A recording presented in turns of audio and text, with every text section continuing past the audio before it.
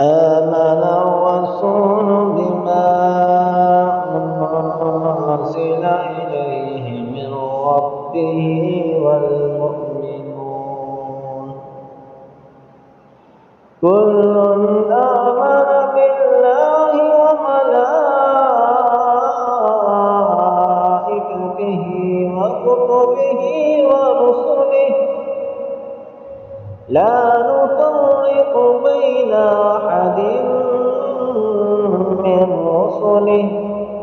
وقالوا سمعنا وأطعنا غفرانك ربنا وإليك المصير لا يكلف الله نفسا إلا وسعها لها ما كسبت وعليها ما اكتسبت ربنا لا تؤاخذنا إن نسينا أو أخطأنا ربنا ولا تحمل علينا إصرا كما حملته على الذين من قبلنا